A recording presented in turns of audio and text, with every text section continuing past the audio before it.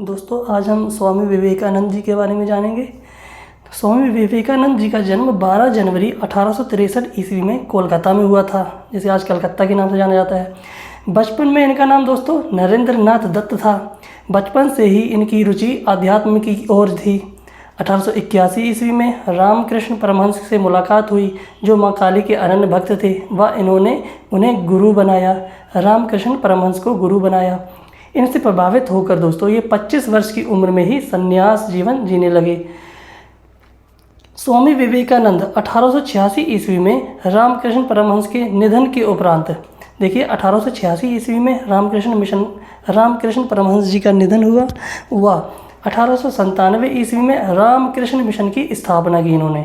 स्वामी विवेकानंद जी ने रामकृष्ण मिशन की स्थापना 1897 ईस्वी में की और एक वर्ष बाद ही इन्होंने 1898 ईस्वी में वेलूर में रामकृष्ण मठ की स्थापना की। आप वेदांत और योग पर भारतीय दर्शन से दुनिया को परिचित कराने वाली महान हस्ती थे। स्वामी विवेकानंद जी दोस्तों वेदांत और योग पर भारतीय दर्शन से दुनिया की परिचित कराने वाली महान हस्ती थे। इन्हें 19वीं सदी के अंत में हिंदू धर्म को दुनिया के प्रमुख धर्मों में स्थान दिलाने का श्रेय जाता है दोस्तों।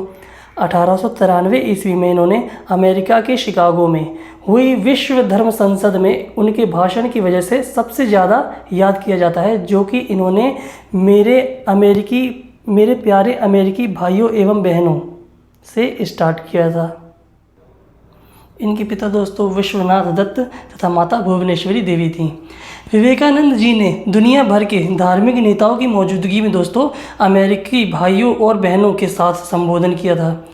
दुनिया भर के जब वहाँ पे नेता बैठे थे दोस्तों, धार्मिक नेता, तो वहाँ पे उन्होंने अपने भाषण को स्टार्ट कहाँ से किया? अमेरिकी भाइयों और बहनों के साथ संबोधन किया।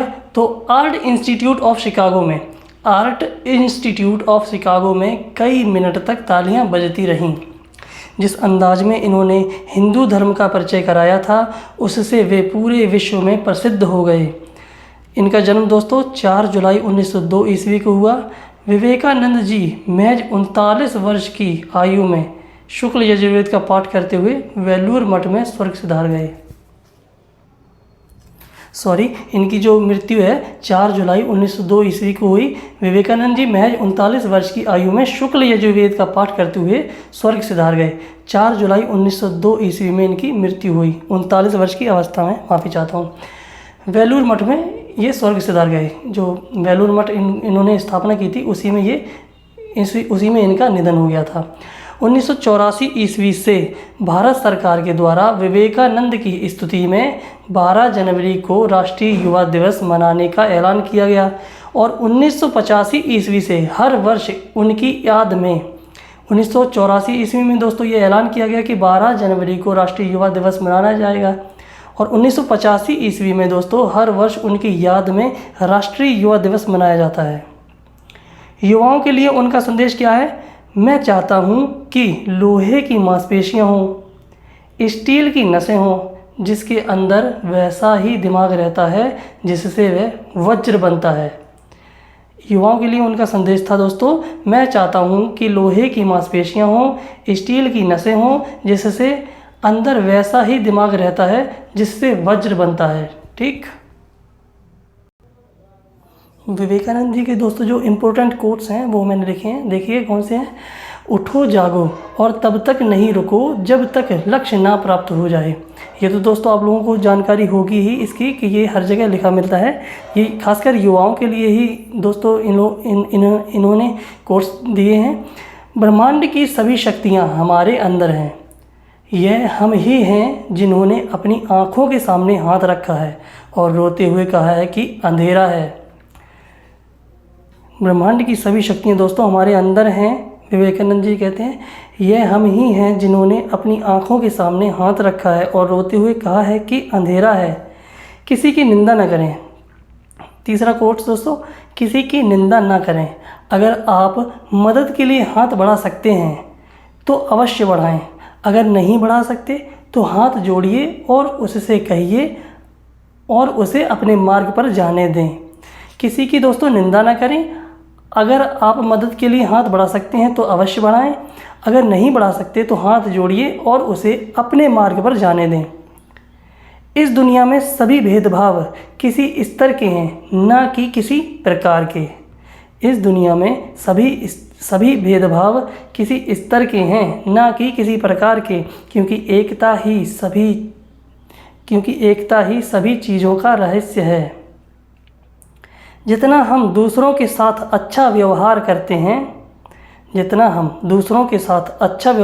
हैं, उतना ही हमारा हृदय पवित्र हो जाता है और भगवान उसमें बसता है। स्वामी विवेकानंद जी के ये दोस्तों इम्पोर्टेंट कोट्स थे, जो कि हम लोग हैं युवा, हम लोगों के लिए काफ़ी मददगार होते हैं। वो मोटिवेशन मिलता है और आगे बढ़ने के लिए राहें मिलती हैं। ठीक, जब वह अमेरिका में संभाषण दे रहे थे दोस्तों शिकागो में, तब उन्होंने कहा था, रुचिनाम वैचित्र्या दृजकुटुल नाना पथजुषाम निर्णमेको गम्यस्तमसि पै सामर्णव इवा। अर्थात जिस प्रकार विभिन्न नहरें, नदियाँ समुद्र में जाकर मिलती हैं, उसी प्रकार हे प्रभु सभी मनुष्य, चाहे किसी भी धर्म मजहब का हो, जाति का हो, किसी भी प्रकार से पूजा अर्चना करता हो, वह आप में ही समा बस जाता है। ठीक, कृतियाँ दोस्तों उनकी कौन कौन सी हैं? ज्ञान योग, जो 1899 ईस्वी में मरणोपरांत प्रकाशित हुई, भक्ति योग, कर्म योग 1896 ईस्वी में, एवं राजयोग। दोस्तों इन्होंने जो कहा था कि शिक्षा ऐसी हो जिससे बालक के शारीरिक, मानसिक एवं आत्मिक विकास हो सके। ठीक, बालक आत्मनिर्भर बन सके। लौकिक एवं परलौकिक शिक्षा दी जानी चाहिए। धार्मिक शिक्षा पुस्तकों द्वारा न देकर आचरण व संस्कार के द्वारा दी जानी चाहिए।